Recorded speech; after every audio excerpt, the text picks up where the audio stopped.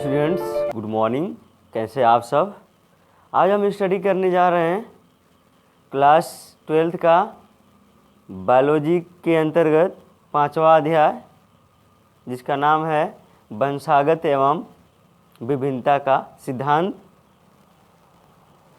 जिसमें अभी तक हम लोगों ने पढ़ा है। इस अध्याय में अभी तक हम लोगों ने पढ़ा है मेंडल के प्रयोगों को, जिसमें मेंडल ने 2 प्रयोग दिए थे अपने पूरे मटर पर जो एक्सपेरिमेंट किए थे, जिसमें उन्होंने 2 प्रयोग दिए थे, जिसको एक संकर संकरण और द्विसंकर संकरण के नाम से जानते हैं। ये भी हम लोगों ने पढ़ लिया है। आज मेंडल के प्रयोगों द्वारा कुछ नियम भी मेंडल ने दिए थे। अर्थात मेंडल जब प्रयोग किए थे तो उनको कुछ नियम भी प्राप्त हुए थे जिन्होंने दिए थे, तो उन नियमों को हम क्या करेंगे, अब पढ़ेंगे। तो आज हम जो टॉपिक पढ़ने जा रहे हैं स्टूडेंट्स, वो है मेंडल के नियम। तो याद रखेंगे, आज मेंडल के नियमों के बारे में पढ़ेंगे। तो आज का टॉपिक होगा मेंडल के नियम।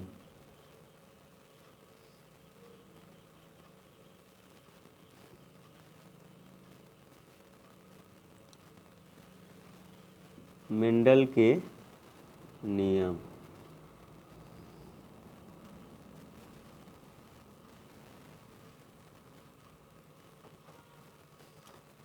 इंग्लिश में मेंडल्स लॉ लिख सकते हैं।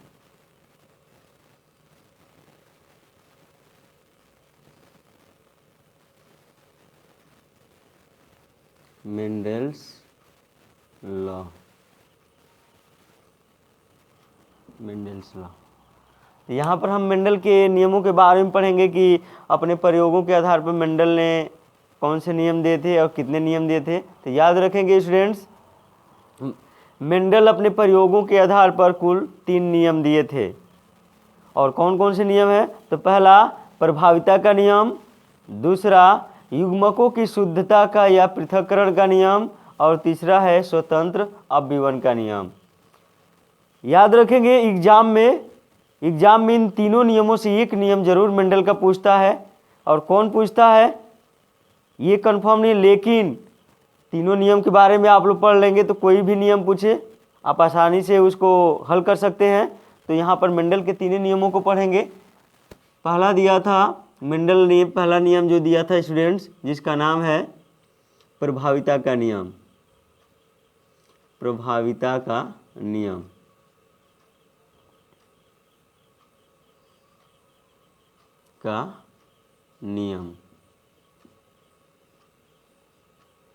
प्रभाविता का नियम।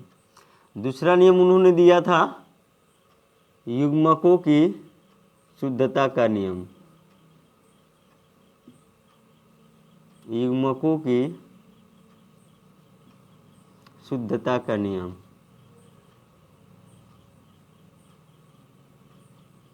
शुद्धता का नियम।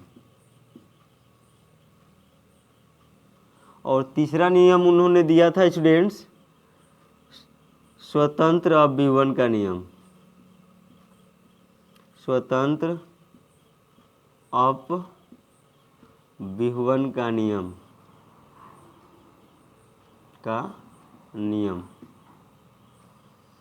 मेंडल ने कुल 3 नियम दिए थे, प्रभाविता का नियम, युग्मकों की शुद्धता का नियम और स्वतंत्र अपविवन का नियम। यहाँ देखेंगे युग्मकों की शुद्धता का जो नियम होता है, एक और नाम से जाना जाता है कारकों के पृथक्करण का नियम।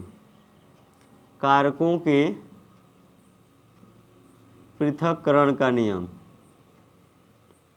पृथक्करण का नियम तो याद रखेंगे, ये दोनों नियम एक ही हैं, बस नाम अलग अलग हैं। युग्मकों की शुद्धता का नियम या कारकों के पृथक्करण का नियम। अब ये आप लोगों ने देखा, मेंडल ने कुल प्रयोगों पर के आधार पर 3 नियम देते हैं। तीनों नियमों को एक एक करके पढ़ते हैं। तो पहला हम नियम क्या पढ़ेंगे स्टूडेंट्स? प्रभाविता का नियम। तो इसको मिटा देते हैं, इसको बाद में पढ़ेंगे, एक एक नियम को पढ़ेंगे यहाँ पर। तो पहला हमारा टॉपिक होगा प्रभाविता का नियम। हेडिंग हमारा होगा स्टूडेंट्स प्रभाविता का नियम।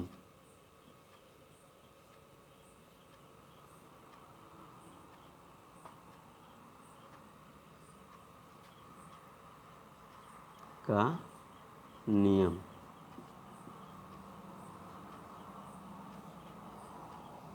प्रभाविता का नियम, इसको इंग्लिश में कहते हैं law of dominance. Law of dominance, इसके बारे में पढ़ेंगे कि लॉ ऑफ डोमिनेंस क्या होता है, प्रभाविता का नियम क्या होता है, जो मेंडल ने दिए थे। तो याद रखेंगे स्टूडेंट्स, मेंडल का प्रभाविता का नियम क्या कहता है कि जब प्रभावी लक्षण का जीन और अप्रभावी लक्षण का जीन दोनों साथ में मौजूद होते हैं तो केवल प्रभावी लक्षण का जीन अपना लक्षण प्रदर्शित करता है, अप्रभावी लक्षण का जीन अपना लक्षण प्रदर्शित नहीं करता है। यही प्रभाविता का नियम कहलाता है। तो जरा आप लोग देख लेंगे, पहले हम ग्राफ के द्वारा खींच लेते हैं कि मेंडल ने एक संकर संकरण कराया था। तो एक संकर संकरण में एक जोड़ी लक्षणों को लेकर क्रॉस कराया था, जिसमें लक्षण था लंबाई का लक्षण था स्टूडेंट्स, जिसमें एक पौधा, मटर का पौधा एक क्या था, लंबा था और इसका अप्रभावी रूप क्या था, बौना था। याद रखेंगे, ये प्रभावी रूप है, प्रभावी लक्षण है। यह हम पिछले वीडियो में बता रखे हैं कि प्रभावी लक्षण क्या होते हैं, अप्रभावी लक्षण क्या होते हैं। अप्रभावी, यह अप्रभावी लक्षण है, ये प्रभावी लक्षण है। इसका हम जनक बनाएंगे। तो जनक बनाएंगे स्टूडेंट्स, तो यहाँ से लंबा है तो टॉल कहा जाता है, तो टॉल का हो जाएगा, ये टॉल हो जाएगा, ये हो जाएगा ड्वार्फ। यहाँ से लंबे का जीन निकालेंगे तो क्या होगा, कैपिटल टी, और इसका बौने का क्या हो जाएगा, स्मॉल टी। यहाँ पर देखेंगे आप लोग, ये क्या हो गए, जनक हो गए। और जनक से हम क्या बनाएंगे, युग्मक बनाएंगे। युग्मक, पहले इसको समझ लेंगे तो आगे की प्रोसेस आपको समझ में आएगा। तो युग्मक बनाएंगे स्टूडेंट्स, तो यहाँ युग्मक बनेंगे। तो युग्मक बनते समय याद रखेंगे, युग्मक आधे आधे अलग हो जाते हैं। तो यहाँ पर अर्धसूत्री होगा, अर्धसूत्री मियोसिस। तो जीन क्या हो जाएंगे, यहाँ आधे आधे आ जाएंगे, देख रहे हैं। यहाँ भी सेम कंडीशन होगी, यहाँ भी मियोसिस होगा, जिसको हम लोग अर्धसूत्री कहते हैं, अर्धसूत्री। यहाँ पर युग्मक बनेंगे स्मॉल टी, और क्रॉस कराएंगे, यहाँ पर संकरण कराएंगे, जिसको इंग्लिश में क्रॉस कहते हैं। संकरण कराएंगे स्टूडेंट्स, तो संकरण देख ले करा रहे हैं यहाँ पर, इसका क्रॉस इसके साथ, तो कैपिटल टी स्मॉल टी, और इसका क्रॉस इसके साथ, कैपिटल टी स्मॉल टी, इसका क्रॉस इसके साथ, कैपिटल टी स्मॉल टी, और इसका क्रॉस इसके साथ, कैपिटल टी स्मॉल टी। आप लोगों को कौन सी पीढ़ी हम लोगों को मिल गई स्टूडेंट्स, F1 पीढ़ी, F1 जनरेशन हम लोगों को मिल गई, जिसमें आपको हमने बताया था कि सिर्फ प्रभावी लक्षण का जीन अपना लक्षण दिखाएंगे, अप्रभावी लक्षण का जीन अपना लक्षण नहीं प्रदर्शित करेंगे, नहीं दिखाएंगे। तो यहाँ देख रहे हैं ना कि ये प्रभावी लक्षण का जीन है कैपिटल टी, और ये अप्रभावी लक्षण का जीन है स्मॉल टी। तो देख रहे हैं दोनों एक साथ मौजूद हैं। तो सिर्फ प्रभावी लक्षण का जीन प्रभावता नियम के अनुसार अपना लक्षण प्रदर्शित करता है। तो क्या बनेंगे, तो प्रभावी लक्षण क्या है, लंबा है, तो ये सब क्या बनेंगे, लंबा पौधा बनेंगे सभी। ये भी लंबा बनेगा, ये भी लंबा पौधा बनेगा मटर का, ये भी लंबा बनेगा, और ये भी लंबा बनेगा। तो F1 पीढ़ी में सभी लंबे पौधे हम लोगों को प्राप्त हो रहे हैं। क्यों, क्योंकि प्रभावी लक्षण अपना लक्षण दिखा रहा है, अप्रभावी लक्षण अपना लक्षण नहीं दिखा रहा है। तो परिभाषा कैसे दे रहे हैं कि जब प्रभावी लक्षण का जीन और अप्रभावी लक्षण का जीन दोनों एक साथ मौजूद होते हैं तो केवल प्रभावी लक्षण का जीन अपना लक्षण प्रदर्शित करता है, अप्रभावी लक्षण का जीन अपना लक्षण प्रदर्शित नहीं करता है। यह प्रभाविता का नियम कहलाता है। तो सो इसको आप लोग इस नियम में लिख लेंगे। इसी को ग्राफ भी बनाना ना भूलेंगे। जब इस यह नियम लिखेंगे तो इस ग्राफ को भी बनाना ना भूलेंगे। तो इसको लिखेंगे आप लोग, जब प्रभावी लक्षण का जीन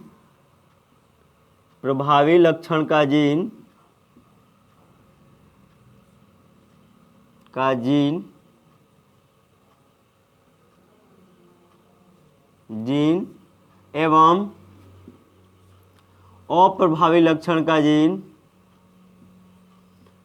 अप्रभावी लक्षण का जीन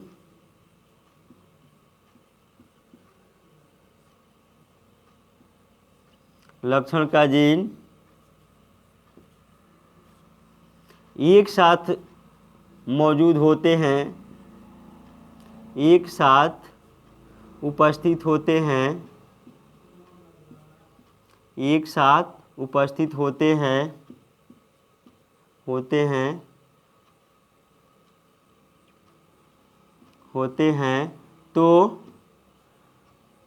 तो F1 पीढ़ी में इसको हटा देते हैं। तो फिर से देखेंगे, जब प्रभावी लक्षण का जीन एवं अप्रभावी लक्षण का जीन एक साथ उपस्थित होते हैं तो केवल प्रभावी लक्षण का जीन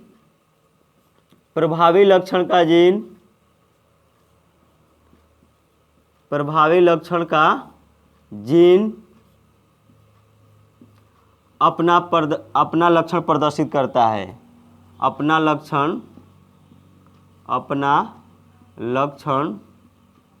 प्रदर्शित करता है।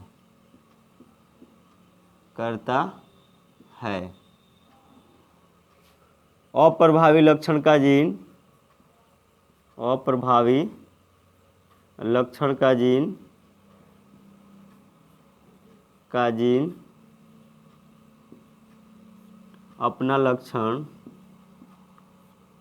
अपना लक्षण प्रदर्शित नहीं करता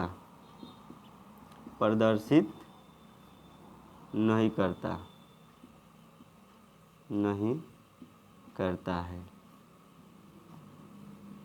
तो यहाँ पर यही प्रभाविता का नियम है, प्रभाविता का नियम कहलाता है, प्रभाविता का नियम कहलाता है।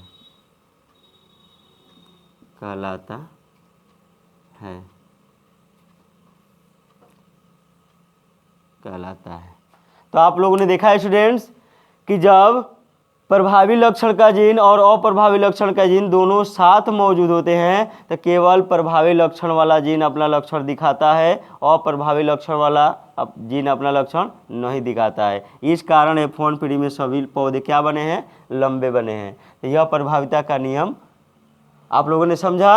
अब दूसरा हम मेंडल का नियम पढ़ेंगे जो है युग्मकों की शुद्धता का नियम।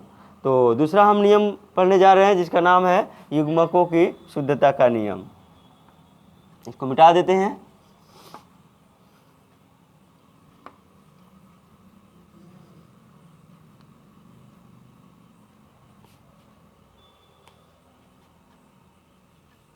दूसरा नियम है मेंडल का युग्मकों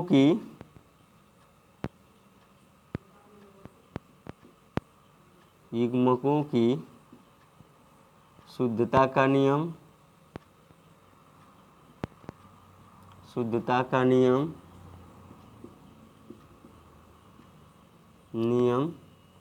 या कारकों के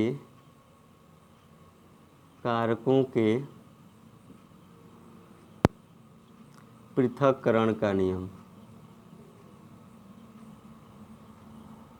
पृथक्करण का नियम। तो यहाँ आप लोगों ने देखा युग्मकों की शुद्धता का नियम या कारकों के पृथक्करण का नियम। तो यहाँ आप लोग लिख लेंगे इंग्लिश इसकी, law of law of purity of gametes और लॉ ऑफ सेग्रीगेशन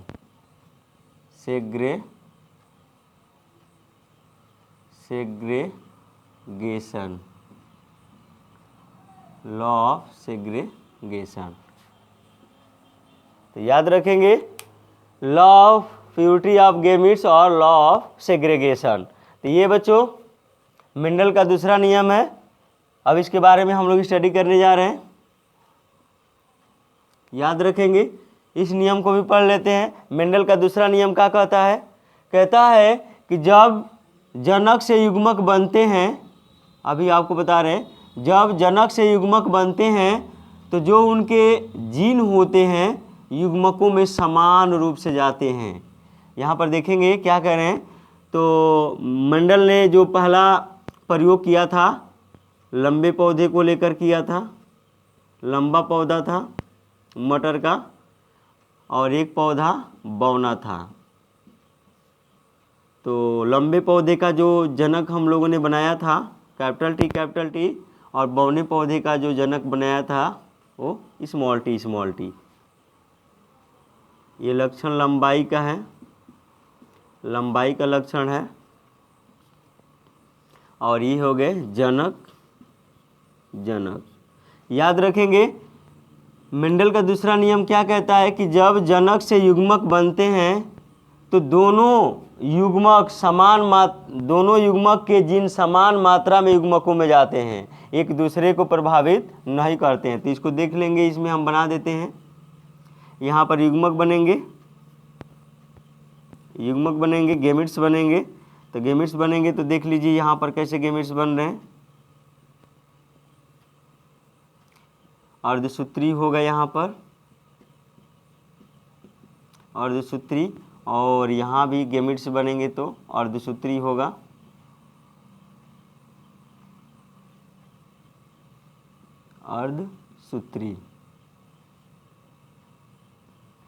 अर्धसूत्री होगा। देखेंगे गैमेट्स कैसे बनेंगे। तो ये जो जनक के जो जीन होते हैं युग्मकों में आधे आधे स्थानांतरित होते हैं, एक दूसरे को प्रभावित नहीं करते हैं। तो देखेंगे आधे इसमें आ जाएंगे और आधे इसमें आ जाएंगे। यहाँ भी सेम कंडीशन, इसमें भी आधे आ जाएंगे और इसमें भी आधे आ जाएंगे। तो यही क्या कहलाता है? युग्मकों की शुद्धता का नियम या कारकों के पृथक्करण का नियम। अर्थात जनक से युग्मक बनते समय कारक युग्मकों में समान मात्रा में जाते हैं, एक दूसरे को प्रभावित नहीं करते हैं। अर्थात इनकी जो शुद्धता होती है, युग्मकों की शुद्धता होती है, वो बरकरार रहती है, वो प्रभावित नहीं होती है। तो इसको लिख लेंगे आप लोग। जनक से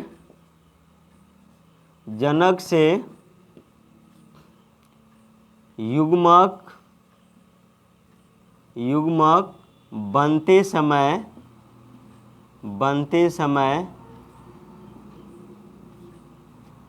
जनक से युग्मक बनते समय कारक युग्मकों में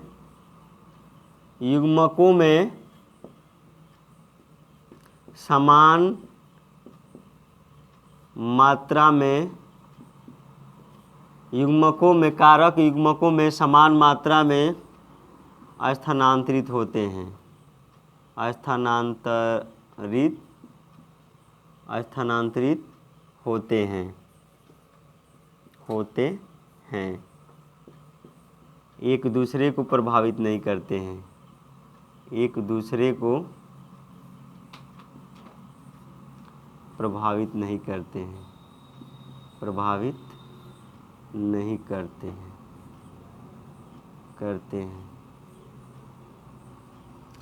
जिसके कारण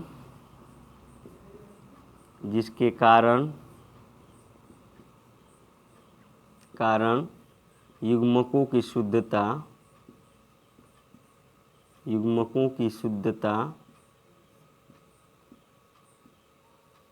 शुद्धता स्थिर रहती है, स्थिर रहती है, बदलती नहीं है, स्थिर रहती है। यहाँ पर आप लोगों ने देखा कि जनक से युग्मक बनते समय, जनक से, यहाँ देख रहे हैं, जनक से युग्मक बनते समय कारक, जो इसके कारक होते हैं, जैसे लंबे पौधे का कारक है, ये बौने पौधे का कारक है, जीन है। तो जनक से युग्मक बनते समय कारक युग्मकों में समान मात्रा में, युग्मकों में समान मात्रा में स्थानांतरित होते हैं, एक दूसरे को प्रभावित नहीं करते हैं, जिसके कारण उनकी शुद्धता, जिसके कारण युग्मकों की शुद्धता बरकरार रहती है, स्थिर रहती है या बरकरार रहती है। युग्मकों की शुद्धता बरकरार रहती है। तो आप लोगों ने देखा युग्मकों की शुद्धता या कारकों के पृथक्करण का नियम क्या कहता है कि जब जनक से युग्मक बनते हैं तो युग्मक समान मात्रा में, युग्मक के जो जीन होते हैं समान मात्रा में जाते हैं, एक दूसरे को प्रभावित नहीं करते हैं। तो ये दूसरा नियम हुआ युग्मकों की शुद्धता का नियम। अब तीसरा नियम पढ़ेंगे स्टूडेंट्स, जिसका नाम है स्वतंत्र अभिवन का नियम।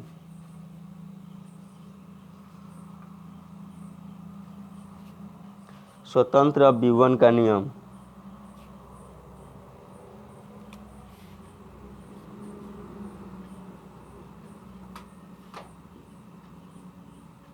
स्वतंत्र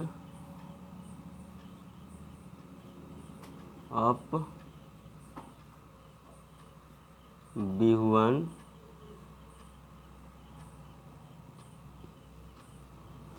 का नियम। स्वतंत्र अपविवन का नियम, इसको अंग्रेजी में कहते हैं law of independent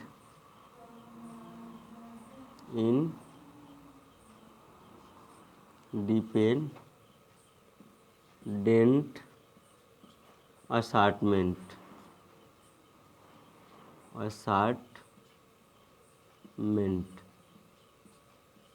law of independent assortment.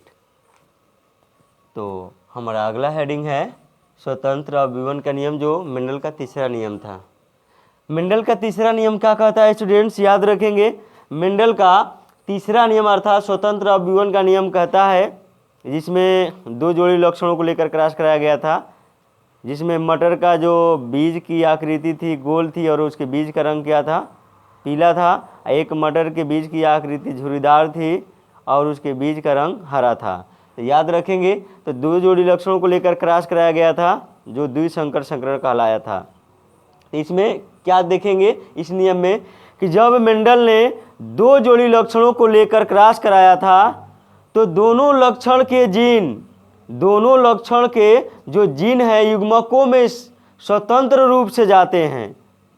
हम क्या कह रहे हैं, समझ में आ रहा है आपको कि जब मेंडल ने दो जोड़ी लक्षणों को लेकर क्रॉस कराया, तो जनक से युग्मक बनते समय युग्मकों के जो जनक के जो जीन है युग्मकों में स्वतंत्र रूप से जाते हैं और अपना लक्षण स्वतंत्र रूप से प्रदर्शित करते हैं। एक लक्षण का जीन दूसरे लक्षण के जीन को प्रभावित नहीं करते हैं। यह कहलाता है स्वतंत्र अभिवन का नियम।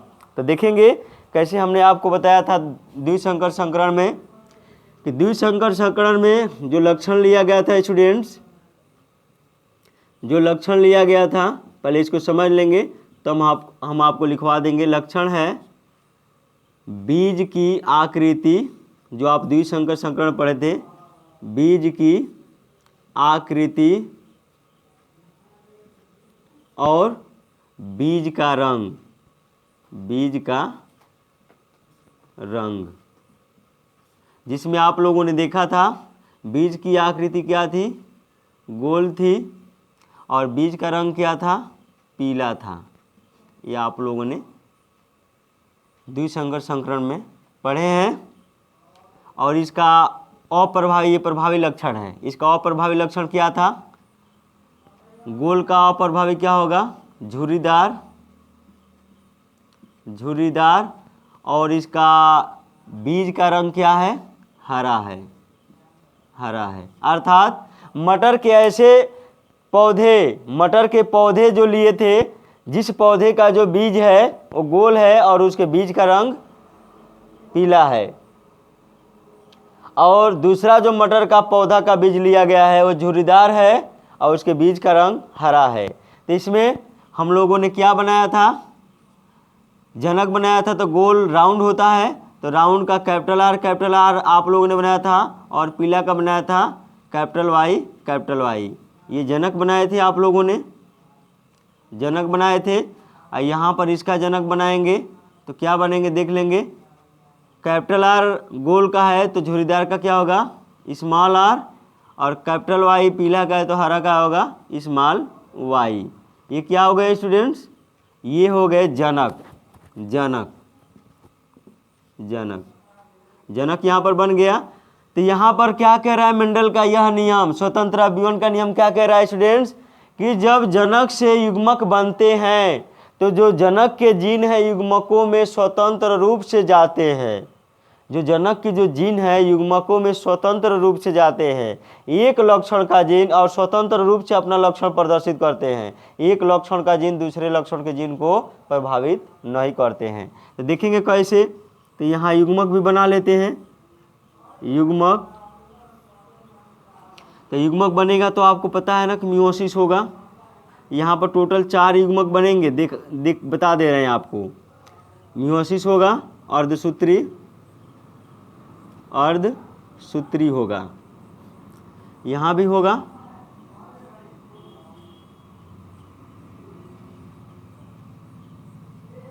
यहाँ भी होगा अर्धसूत्री, अर्धसूत्री होगा। तो याद रखेंगे जब जनक से युग्मक बनेंगे तो दोनों, मतलब जो जनक से युग्मक बनेंगे तो जो जीन होंगे युग्मकों के, जो जनक के जीन होंगे युग्मकों में समान मात्रा में आएंगे, स्वतंत्र रूप से भी आएंगे। तो देखेंगे कैसे। इसके साथ यह आएगा कैपिटल आर कैपिटल वाई, फिर इसके साथ यह आएगा कैपिटल आर कैपिटल वाई, ये हो गए। फिर इसके साथ यह आएगा कैपिटल आर कैपिटल वाई, फिर इसके लक्षण इसके साथ, इसके जीन इसके साथ आएंगे कैपिटल आर कैपिटल वाई। तो युग्मक आ गए स्टूडेंट्स।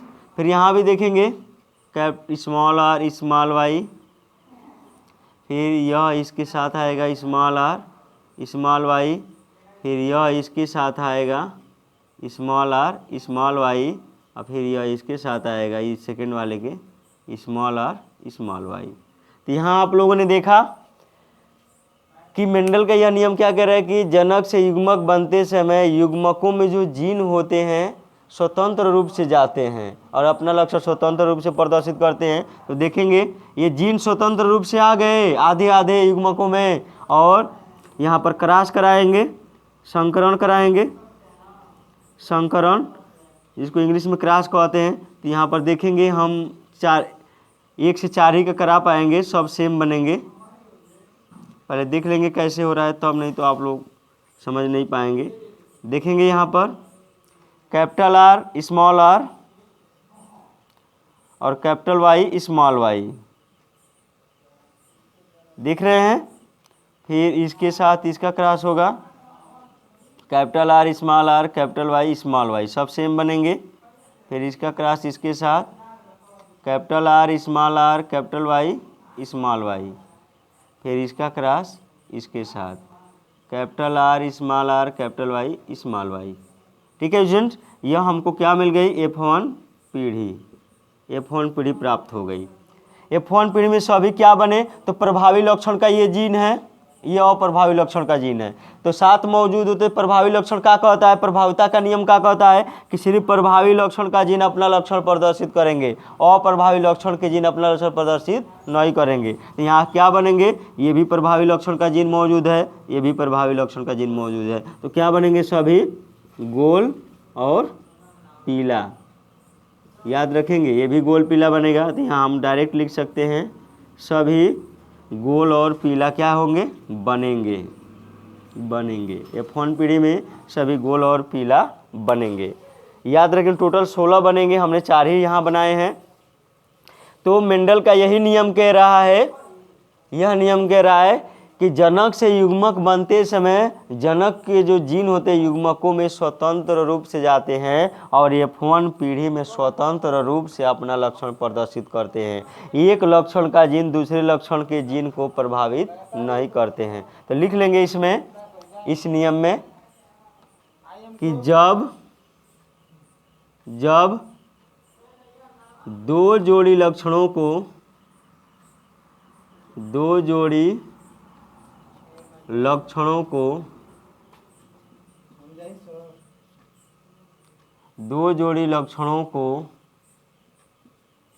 लेकर एक साथ क्रॉस कराया जाता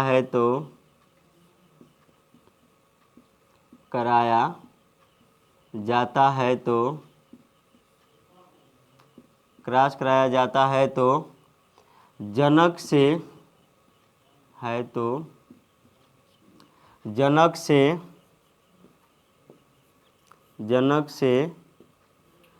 युग्मक बनते समय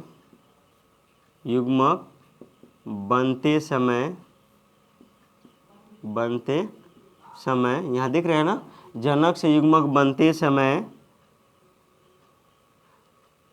जनक के जीन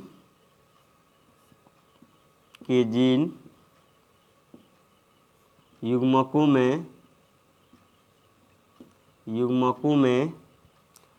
जनक से युग्मक बनते समय जनक के जीन युग्मकों में स्वतंत्र रूप से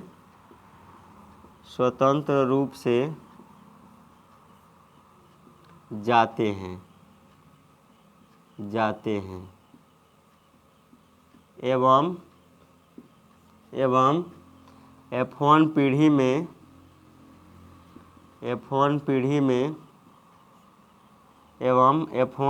में स्वतंत्र रूप से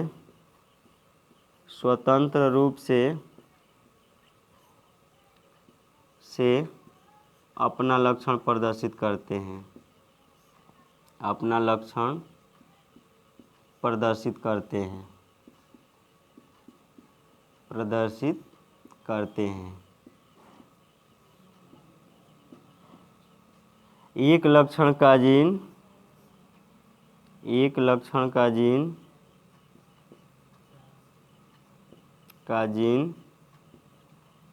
दूसरे लक्षण के जीन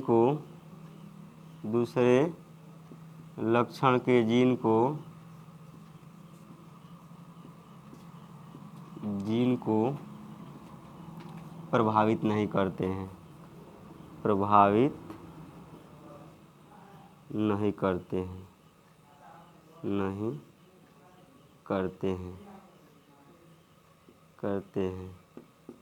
स्वतंत्र विवन का नियम कहलाता है। आप विवन का नियम कहलाता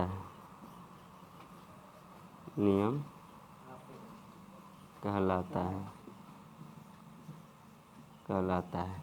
तो आप लोगों ने देखा है स्टूडेंट्स कि जब दो जोड़ी लक्षणों को लेकर एक साथ क्रॉस कराया जाता है तो जनक से युग्मक बनते समय जनक के जो जीन होते हैं युग्मकों में स्वतंत्र रूप से जाते हैं एवं F1 पीढ़ी में स्वतंत्र रूप से अपना लक्षण प्रदर्शित करते हैं। एक लक्षण का जीन दूसरे लक्षण के जीन को प्रभावित नहीं करते हैं। यह स्वतंत्र विवन का नियम कहलाता है।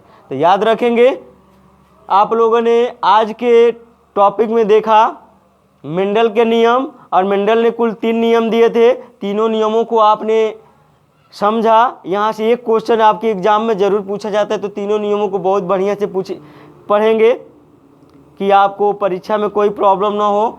और ये ग्राफ भी समझेंगे, ग्राफ के द्वारा भी आपको समझाना आवश्यक होता है, ग्राफ भी बनाना ज़रूरी होता है। एक ग्राफ खींचने के लिए भी बोला जाता है, तो ग्राफ भी खींच लेंगे। तो आज की वीडियो में आप लोगों ने मेंडल के तीनों नियमों को पढ़ा और आज यहीं तक रहने देते हैं। अगले वीडियो को जल्द अपलोड कर दिया जाएगा। तब तक के लिए धन्यवाद।